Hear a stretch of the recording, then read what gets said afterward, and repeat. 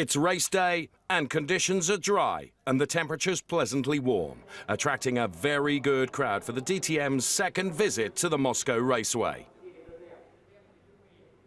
New to the DTM grid for season 2014 is Vitaly Petrov, the ex-Formula One star.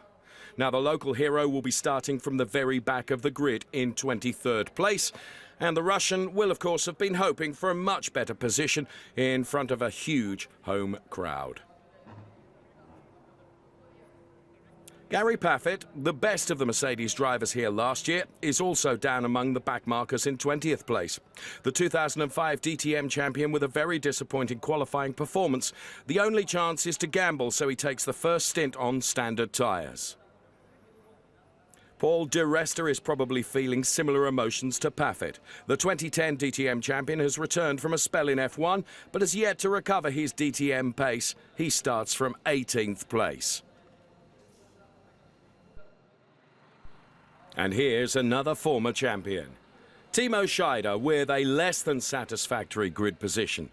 The 2008 and 2009 champion will start this race from 17th place on the grid. Robert Wickens has been unable to carry the momentum from his Norris Ring triumph as far as the Moscow Raceway.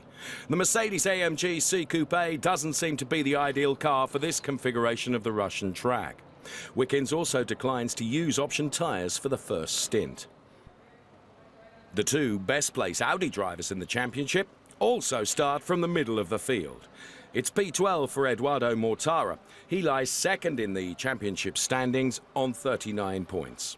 11th on the grid for Matthias Ekström. He's third in the championship with 35 points. That's yet another former champion in an average starting position. By contrast, the Belgian racer Maxime Martin will start from pole. A huge surprise because it's only his fifth race in the DTM. Let's hear from him now. Congratulations, that really was a hot performance yesterday. How hot is the race going to be, and how optimistic are you to actually end up on the podium this time? Yeah, I'm really optimistic. The qualifying was really good. The race is another story, it's really long, but I think I have the best place to start, so I'm really looking forward and see where we are. When it comes to long races, Maxime Martin, something of an expert. Timo Glock in 10th is the best of the former Formula One drivers that line up here in Russia. Final preparations to the Deutsche Post car going on. Jamie Green in the Norris Ring raced to second place, and he'll start the race here at Moscow from 9th place on the grid.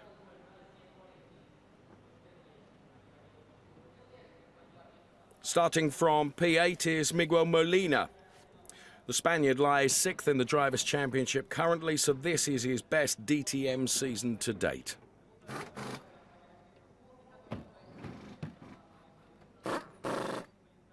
The championship leader, Marco Wittmann, is 7th on the grid. The youngster who's driving for Team RMG in his second DTM season is currently the man to beat.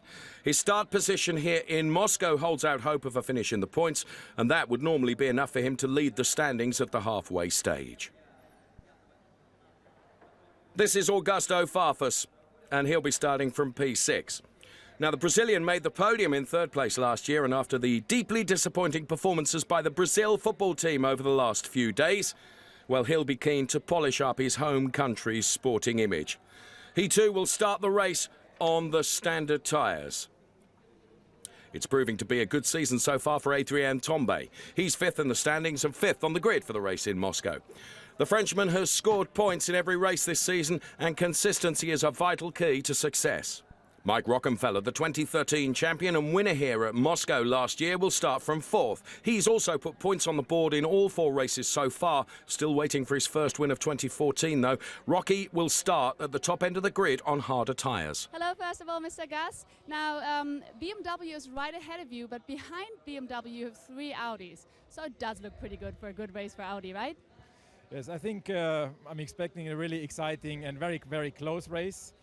We have 3 cars in the top 5, as you say, so we could play a little bit with the tire strategies, and I hope at the end of the day it's going to pay out. So you think you have a good strategy? Yes, I hope we have a good strategy. We have a good distribution in strategies between the cars, so we should, in any case, for the race, be in a very good position. Thank you, Verino. Top three. The Swiss newcomer Nico Müller springs a huge surprise with easily the best qualifying result of his debut season. Very, very few experts had been expecting this. However, it's no surprise at all to see Bruno Spengler on the front row. The 2012 champion has only scored points, though, in 2 races so far. And here at the Moscow Raceway, last season he came in 19th place. The biggest surprise of the lot is the man on pole. Maxime Martin posted a qualifying time 19 thousandths of a second faster than Spengler. Here in his debut season, he's beating off the competition from several former champions and a host of experienced DTM drivers. A fine performance by anybody's standards.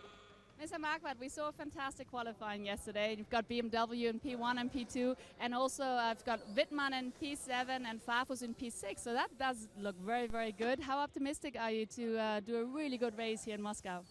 Well, I mean, as you said, the starting positions aren't too bad. Have the front row and 3 more cars in the top 10 is not a bad starting point, but we all know it's going to be a tough and tight race.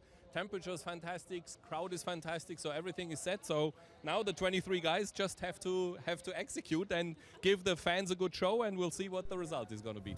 Let's take a last look at the grid with our starting grid animation. The drivers starting on the quicker option tyres are marked in yellow, although these tyres may only be used for a total of 49% of the race distance before a mandatory switch to standard rubber.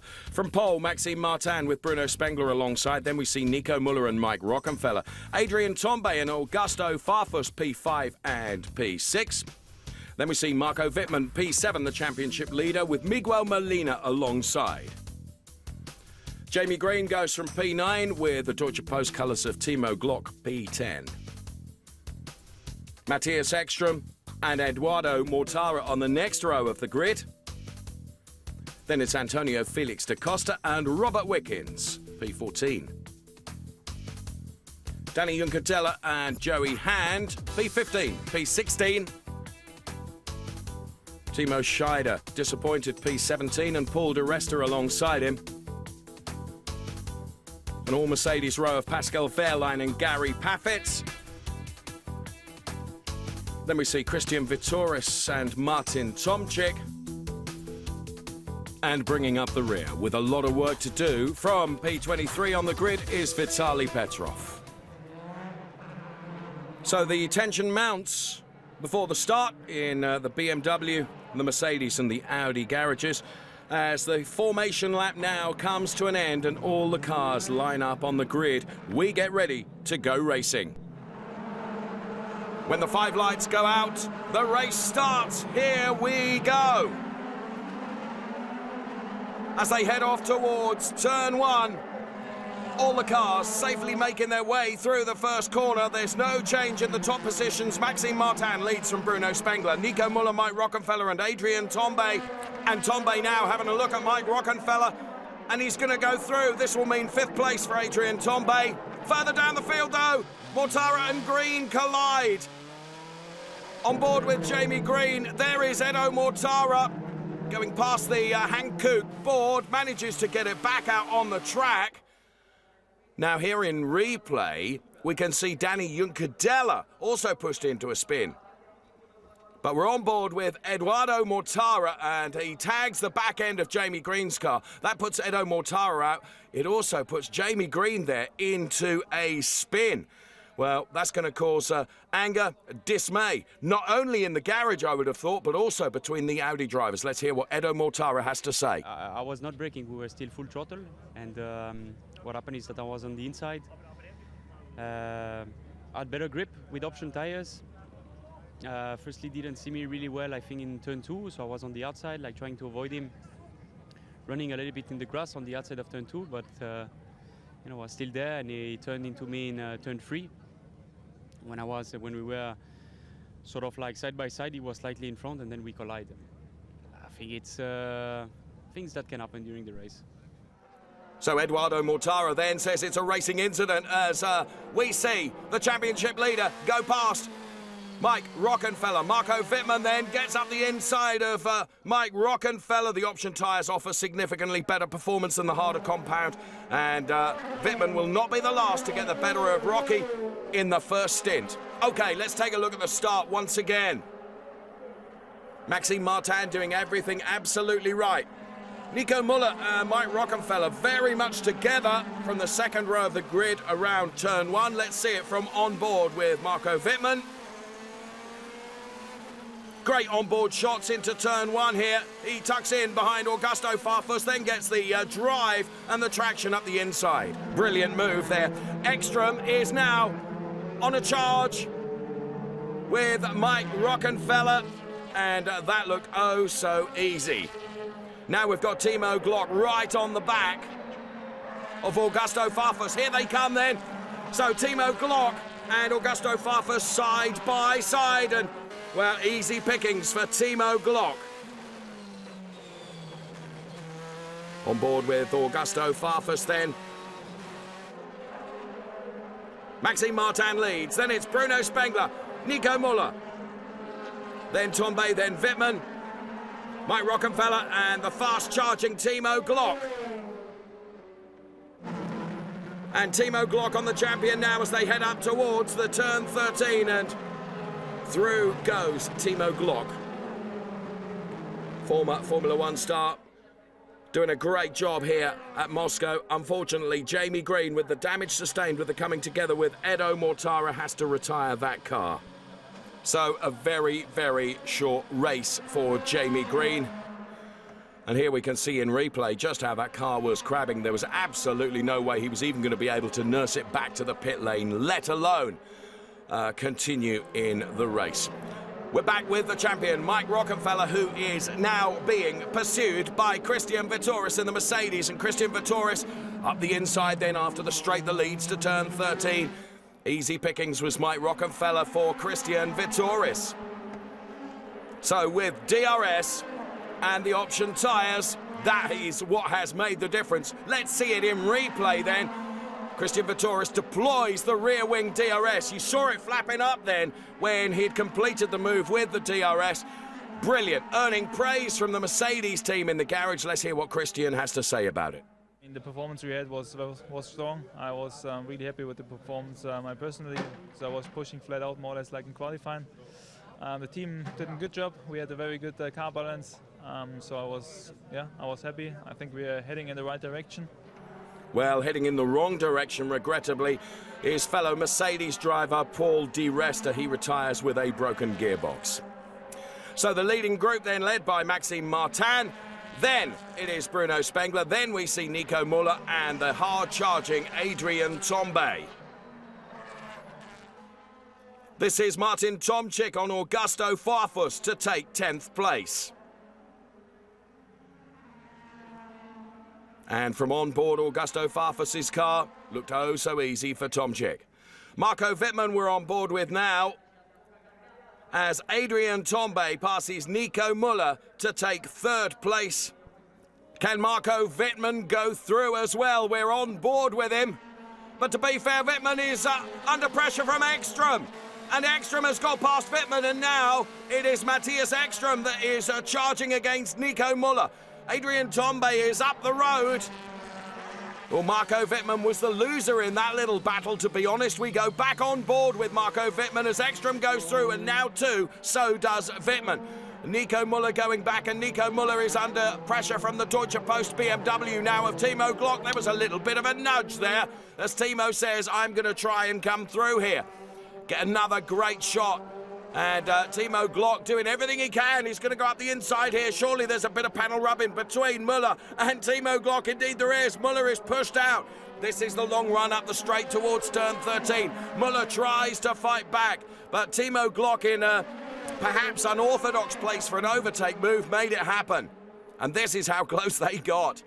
This is fantastic stuff from DTM here at the Moscow Raceway. And this is where Timo Glock pulled off that move. Nico Müller, to be fair, left the door open, and Timo Glock said, thank you very much, I'll have some of that. Here is our race leader, Maxime Martin. What a drive the Belgian is having here, as he now heads up the long drag towards turn 13. And the gap between Martin and Mike Rockenfeller, you could see on screen there. There is Bruno Spengler.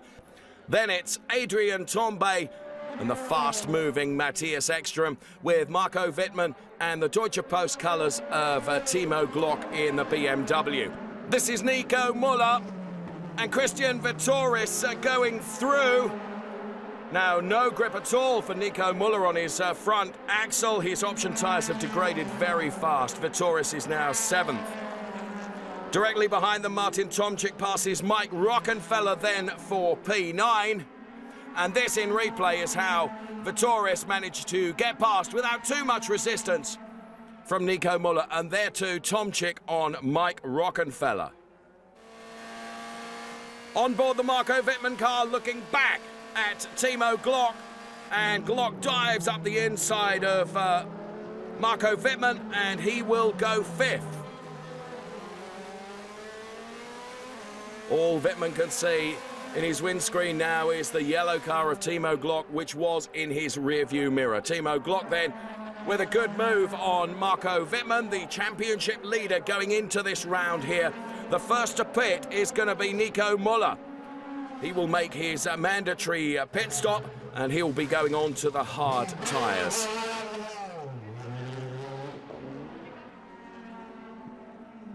Meantime, Antonio Felix da Costa passing the Norris Ring winner, Robert Wickens, who's having a difficult race and is stuck in P15. Edo Mortara making his way past Augusto Farfus now as the option tyres prove superior to the standard rubber yet again.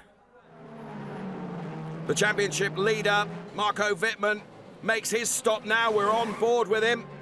Switching to the harder compound. The rest staying out as long as they can. Wittmann on his way out of the pit lane right now. Here the Mercedes man, Pascal Wehrlein, is quicker on his option tyres than Mike Rockenfeller. The man from Swabia is trying to make up for a poor qualifying performance.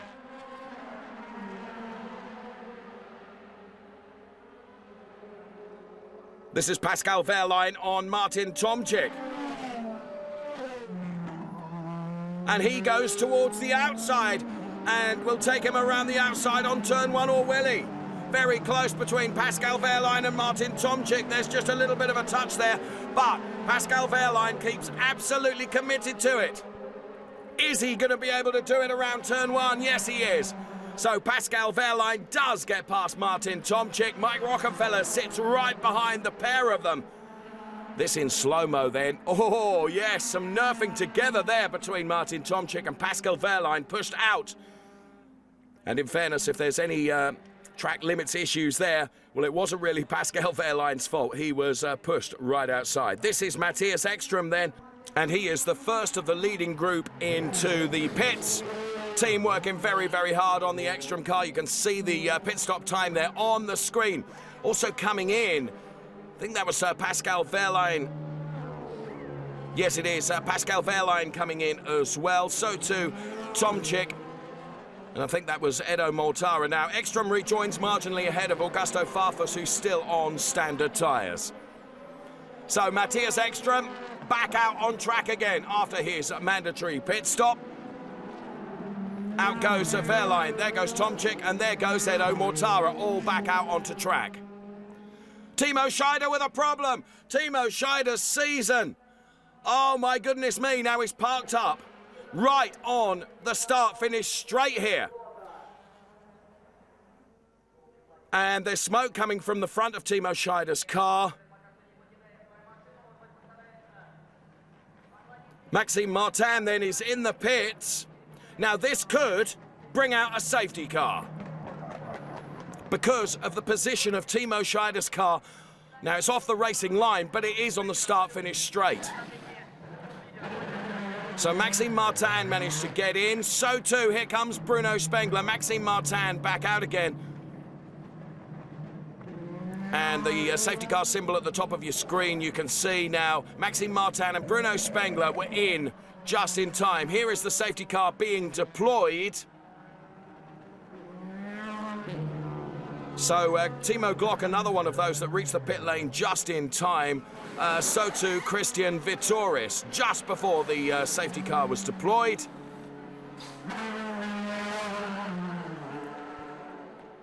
And Vittoris back out onto track again. So all the cars then behind the safety car now. Mike Rockenfeller is the man that didn't make it in to the pit lane. before the safety car. Very hard to say whether the tactic of driving the second half of the race on option tyres will now pay off. At least the field now closes up, fundamentally a good thing for the defending champion, but his team principal Ernst Moser, we saw there, looks doubtful. The headache caused by Scheider's A5 then, as they managed to get it back in through that gate. Timo Scheider then having a discussion with his engineer on the pit perch. Wonder what the problem is, fuel line perhaps? That's clearly being discussed at the moment. But whatever it was, I don't think it was the coming together with Robert Wickens that caused the problem. Let's see that in slow-mo. Here's Robert Wickens.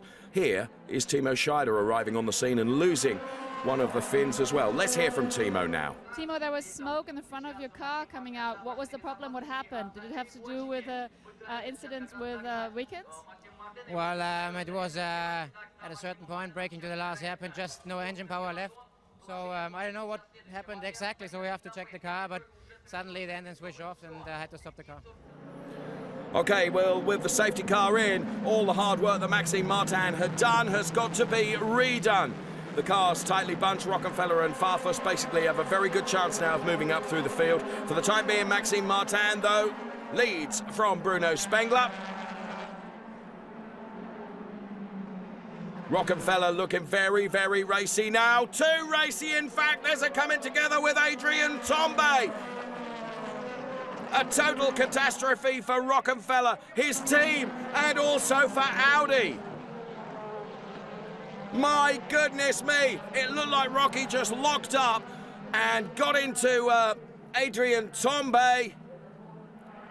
And the safety car is being deployed once again. Now, taking a look on the slow-mo there is no question that Rocky was in the wrong, seemed to lock up, got into Tombe, and the damage was caused by the spin that Tombe was put into by the reigning champion. And Ernst Moser and Audi not very, very happy about that at all. Let's hear from Verena Wright down in the pit lane with Ernst Moser. What a catastrophe we just saw between Tombe and Rocky. What was the problem? Were Rocky's suspensions not warm enough, or what exactly was the problem? How do you explain it? I don't know why he had an accident for the restart. I think he wasn't really concentrated because he was for the safety car and at the pit stops. He always asked what happened, where we are, and I think this was the main reason. I think the tire was warm, so we will see what happened after. Yeah, it was working out really, really well for Rocky. After all, he won here last year, and we just saw him lying on the floor, absolutely devastated. I guess that is absolutely understandable. Yeah, the first half of the race was really good. We are really in the pace, and the strategy looks fine. And I think if we can do the second half with option tire, we are really in a really good position on the podium. So that's it now. We have 0 points, and let's see what happens in the next race. Well, 2 Audis out. Adrian Tombe and Mike Rockefeller. And we can see Mike there, well, brought down to an earth with a crash. And there is his car. And Mike certainly knows that he was to blame, and he's not happy about the situation at all, ruining his race and that of Adrian Tombe too. What's he got to say? On the restart, I just brake a bit late, I think. The tires were too cold. I made a mistake. I turned around Adrian, and therefore, yeah, I destroyed his race and my race. That's really, it was not my intention, because I just tried to follow him, because I had to come in for the mandatory pit stop anyway 1 lap later, and therefore it's even worse. You know, when you try to fight and you try to overtake, things can go wrong, but like this is pretty annoying. Well, the safety car stayed out for 5 laps. That's obviously a disaster for drivers like Augusto Farfus and Miguel Molina, who were on the alternative strategy of driving the second half of the race on the faster tyres, because the race will definitely not run the full distance. Instead, the checkered flag will come out at the end of the stipulated 75 minutes. It means less time to play catch-up, and the option tyres are not even on the car yet. No problems with the restart, though. Martin leading from Spengler, Glock, Ekstrom and Farfus. Farfus and Molina both come in to switch to the option tyres. Antonio Felix da Costa, Wickens and Juncatella also going to come in for new rubber. Farfus is going to be some 30 seconds behind the leader, Maxime Martin. On paper, there's no way he can make up that kind of gap in the time remaining. Let's go on board with him. Augusto Farfus then, he's the one with an awful lot of work to do. But I rather think the charge is going to be too much. Joey Hand also in. So too Vitaly Petrov. And there is Gary Paffett, the Mercedes Warhorse. 2005 champion will finish 16th, and despite support from the home crowd, the breakthrough still proves elusive for Vitaly Petrov, who will come home in 18th place. A good day, though, for BMW. Maxime Martin still incredibly quick, even on the standard tyres, with Spengler and Glock also looking good for the podium. However, one man that could spoil that at the moment is Matthias Ekström. And there we see the back end of Ekström's car as he makes the run now up towards turn 1 here. In shot, Marco Wittmann. Let's go on board with him. He is the championship leader and appears to have a solid grip on 5th place. Miguel Molina now darts to the outside of Martin Tomczyk. There is Augusto Farfus, the man who is having to work so very hard. And Molina goes through. Farfus makes his way past Martin Tomczyk. This in replay, and Miguel Molina going to have a go at that point as well. Let's see it on board from Augusto Farfus. And now Molina is really having a go at Augusto Farfus. Quite a roughhouse attack, but the Brazilian's defence is much stronger and more successful than his national football team's. In the meantime, Felix da Costa suddenly gets alongside Molina. He's going to squeeze his way down the inside. Molina out, and he slips back to 12th place. And Augusto Farfus sees off the challenge. Matthias Ekström and Marco Wittmann have got past Timo Glock.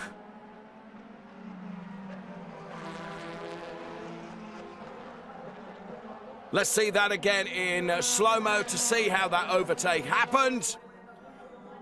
Up the inside goes Matthias Ekström. Timo Glock just once tried to shut the door, realised he couldn't do it. Now Marco Wittmann, watching all that going on, took advantage of the better traction he had out of turn 13, was able to get right alongside Timo Glock and just outdrive him around the outside. We're on board with Marco Wittmann, a fine move by him. Meantime, further down the pack, Miguel Molina desperately trying to get past Antonio Felix da Costa. Some heavy defending there from Antonio Felix da Costa. And he holds that charging Molina car at bay. Here comes our race leader, Maxime Martin then. With just 40 seconds left to run in this race, he is P1 and potentially could make DTM history. Bruno Spengler, P2. Here's Matthias Ekström for P3. Now Wittmann looks unlikely to get near enough to Ekström to be able to activate his DRS.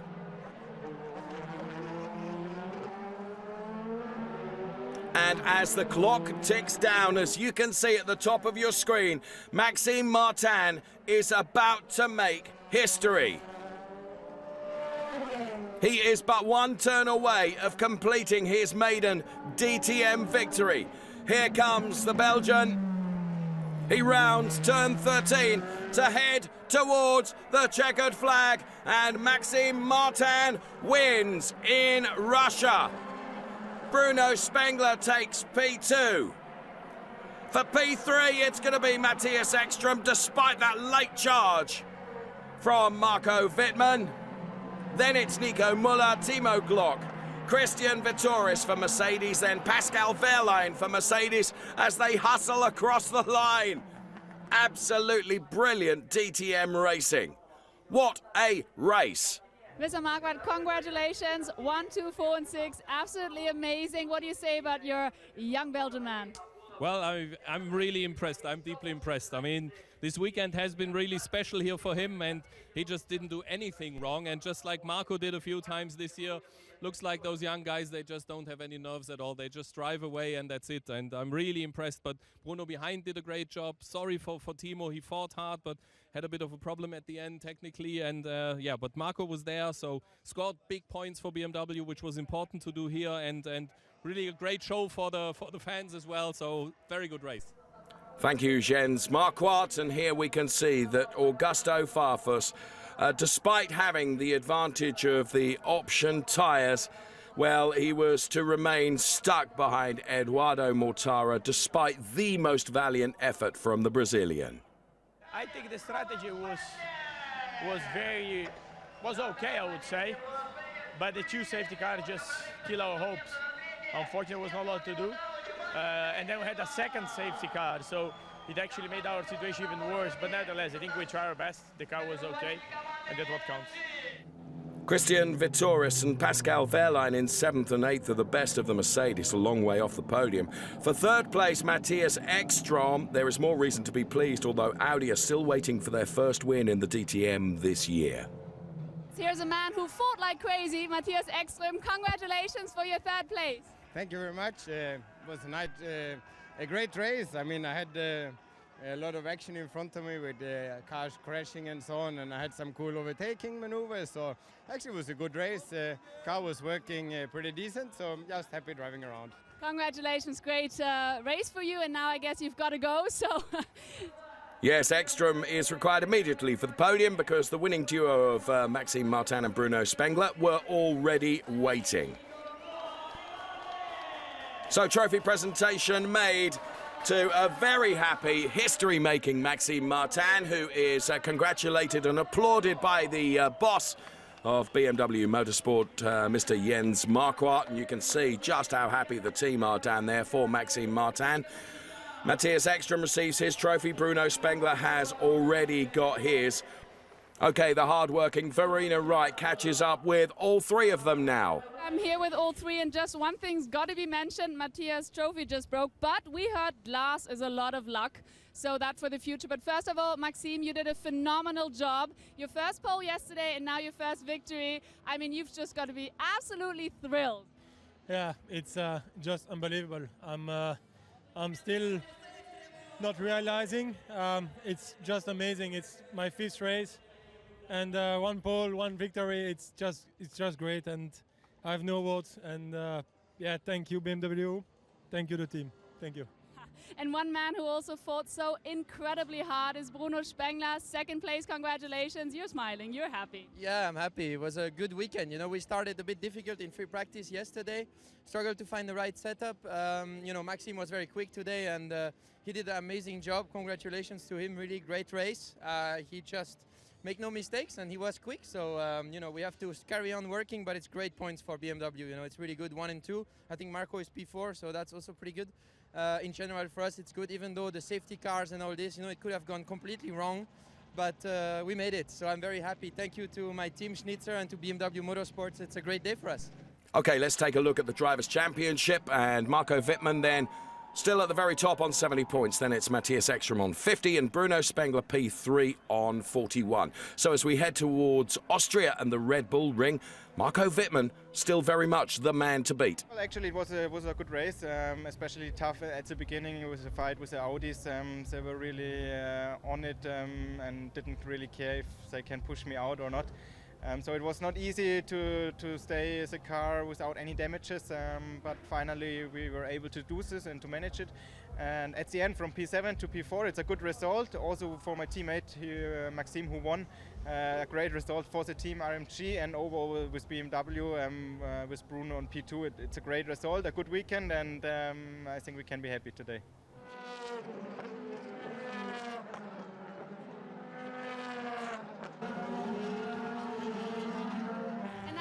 With Norbert Haug. Norbert, a really exciting race, so much happened in the race, but would you have thought that in the end we'd have actually the double victory for BMW? Yeah, well, first of all, we need to mention Maxime Martin. I mean, he was very convincing with his pole position yesterday, but between pole and winning a race is is a huge step, and he did it perfectly. I mean, it's his 5th DTM race, and I think it's probably a new record. I'm not sure, but maybe nobody else before won earlier. Well, I think Mika Häkkinen comes in my mind. It was the 3rd one, or Schmalesi. But I mean, they are great guys who won one of the first 5 races. This is very, very remarkable. BMW was strong. I mean, the safety car played a role, which was a shame. I mean, we could have had an even better race without the safety car. But I mean, it was right to apply the safety car, so we delivered it. Also, of course, Matthias Ekstrom, he really fought hard. And we have Marco Wittmann in 4th place, who's just collecting points and points. What do you say now we're halfway through the season? What do you say if you're looking into the future, into the second half? Well, Wittmann is also one of the young guns, and he's, as you said, he's collecting points. And I mean, if you cannot win, then you need to be 3rd, 2nd, 4th, whatever. And he was 4th today in a strong race, coming from 7th or whatever. Collected good points at the Norris Ring in a difficult race. This is what you should do if you want to become champion at the end of the year.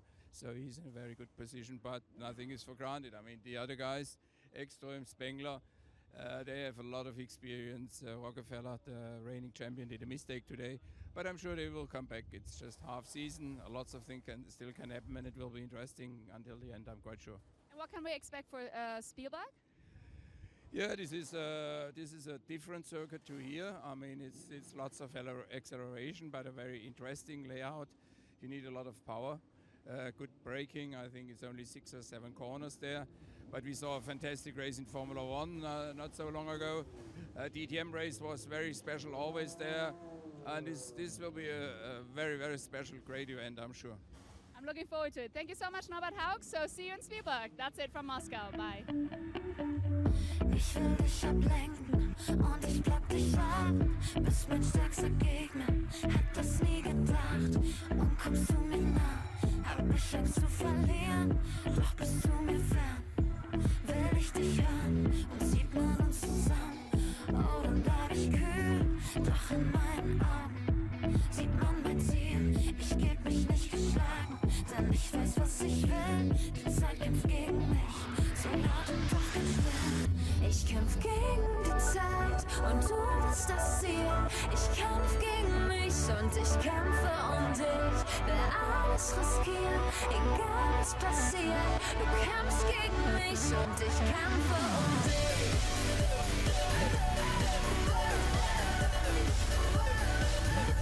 Ich kämpfe um dich.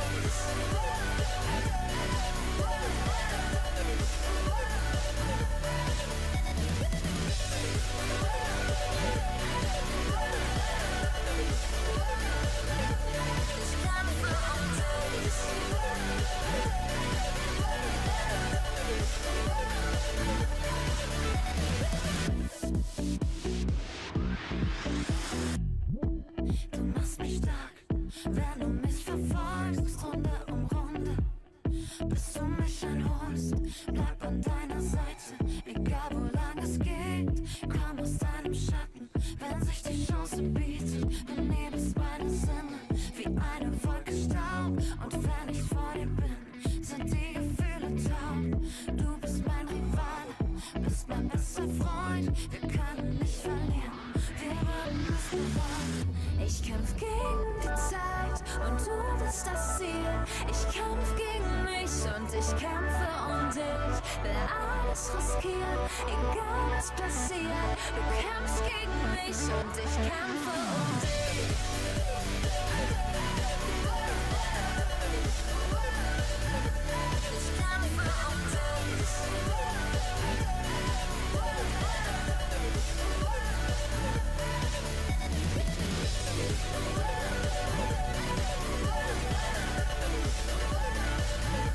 Ich kämpfe um dich.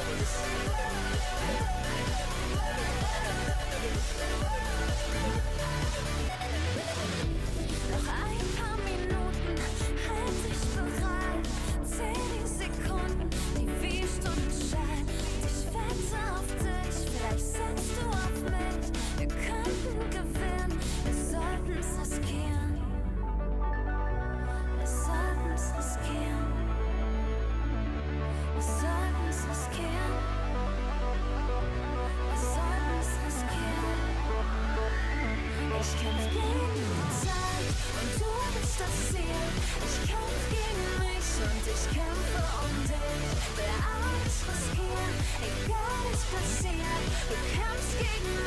und ich kämpfe